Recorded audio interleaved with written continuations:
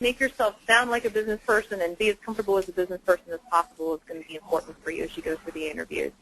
Great. Thank you. Sure.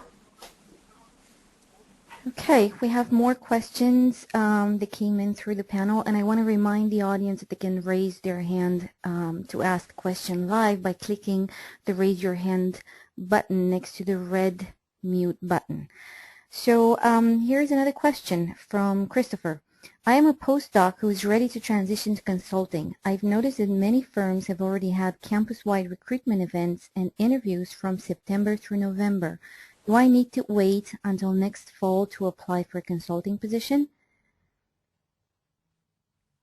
That's a really great question, Christopher. And the answer is no, you don't have to wait. However, it may be to your advantage, if you can, to wait. Reason being is then you'll be able to attend all of those informational sessions next year. You'll be able to meet people and really get in with the pack of other PhDs and postdocs and MBAs that are going through the recruiting process. But you do not have to wait. However, if you do not wait and you decide to apply early, I would really, really work that internal referral network within the firm of your choice, because you may just get lost in the shuffle of everyone else who's applying in the off season. Great. Another question from Julio. What are the main differences between working in a small consulting firm from a large one? There's a lot of differences, but the beauty of it is that my day-to-day interactions with clients are very similar, because at the end of the day, I'm helping a client solve a problem. The differences come in that at Deloitte, there's so many of us, and so there's a lot of automated systems that we have to use, a lot of trainings and compliance that we have to be aligned with. There's just a ton of sort of organizational, institutional things that we have to do.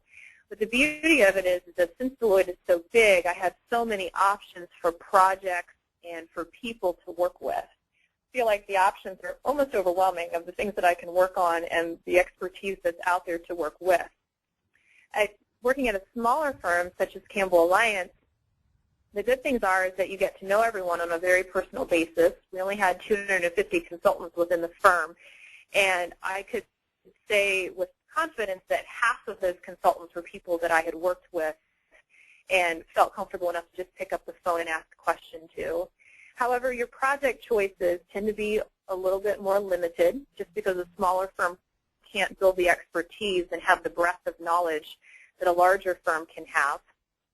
Some other differences between small and large firms are within large firms you will probably work on a much larger scale project, probably on the scale of millions of dollars, whereas at a smaller firm that project will probably be worth hundreds of thousands of dollars.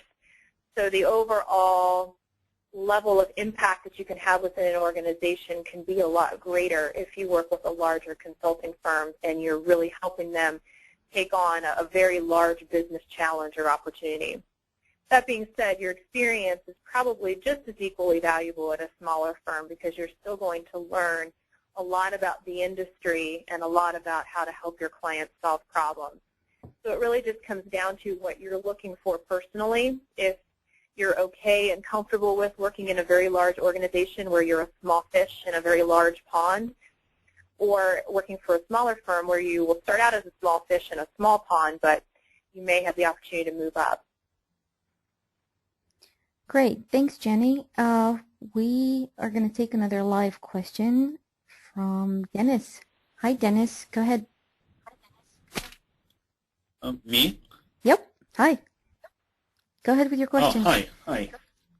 Yes, I have a question. I've been a postdoc for a very long time, and more than 5 years, and I wonder how difficult is the transition after that longer time into consulting industry, and what do they look for? I get a feeling that I might be getting too old for them. Well, Dennis, that's something you're going to have to decide. I can't tell you if you're too old for it. Sometimes I feel like I'm too old for this job. It's really, you'll have to make sure that what the goals and lifestyle of a consulting firm are will align with what you want to do. For instance, I'll be very candid. The travel model, such as what Deloitte offers, can be very difficult if you have a family and you have a lot of ties to your hometown and to your home life. Will they think that you're too old or been a postdoc for too long? Absolutely not. But I would be ready to explain why you were a postdoc for 5 years. You know, it was because your project just kept getting really interesting. You had to get some great publications out. You had the grant support to stay there. Just make sure that you don't present the image that it was just the easy way out, or that you were just really unsure and this was the best place for you to stay so you could still get a paycheck. You know, make sure that they understand why you were there for 5 years and that that was a very valuable 5 years worth of work. Does that help, Dennis? Thank you very much. Yeah, I was wondering whether they would think that I'm too old. That was more of a question. No, it's really, are you ready, willing, and able to take on this type of work? And, you know, a lot of people who are a little bit older are not, because they have families and they don't want this type of lifestyle. But there are certainly people, and I work side by side with them, who are older than myself, and this is a great lifestyle for them. So it's really down to what you're looking for. All right, well, thank you very much. I appreciate your answer. Sure. Thanks, Dennis. Let's read another question from Mahaya. I hope I'm pronouncing your name right. Great presentation. Thank you. Just wondering, could you give us an example of a typical day and how big a role does science play in your day? Do you deal with data, analysis, statistics, etc.? That's a really great question. I'm surprised, Krista, you haven't said, well, go to Jenny's column on biocareers.com about this. I wrote a little story about a day in the life of a management consultant. You know, our days are really, really busy, I will be honest.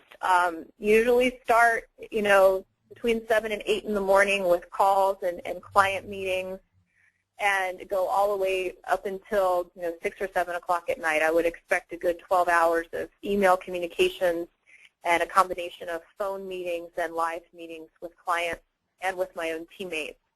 In terms of using my PhD, the unfortunate truth is I don't really do much immunology anymore.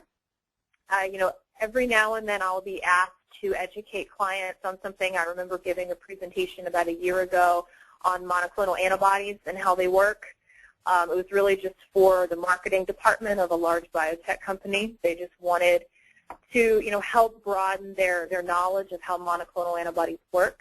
But for the most part, no, I'm not talking about anything that I actually did my PhD on. However, I do work with data, but the skills that I learned from my PhD are more of those softer skills when it comes to working with data. It's taking a step back and saying, you know, does this make sense? Do these numbers add up? Kind of stress testing a little bit the recommendations and things that I'm coming up with. So helping to, you know, structure the answer to a problem, really understand what the client's looking for, and reach a recommendation is something that I've learned from my PhD. But in terms of actually talking about immunology, not so much anymore. Okay, great. Another question from Shruti. The question is, what is the percentage of selection of PhDs and postdocs in a typical consultancy firm?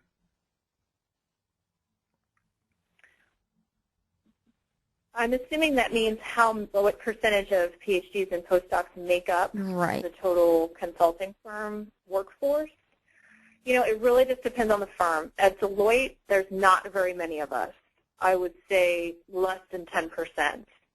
However, at Campbell Alliance, where I worked before Deloitte, there was probably upwards of 40 to 50%. So it really just depends on the firm and the firm's culture and the type of work that the firm does. So if we're talking about a small boutique healthcare and life sciences firm, they're going to be really interested in PhDs. But for instance, an information technology advisory firm, they're more than likely not going to be interested in PhDs from the sciences, or a financial advisory firm, for instance, probably would not be interested. So that's a tough question. I would say among the big firms, so the McKinseys, BCGs, Deloitte,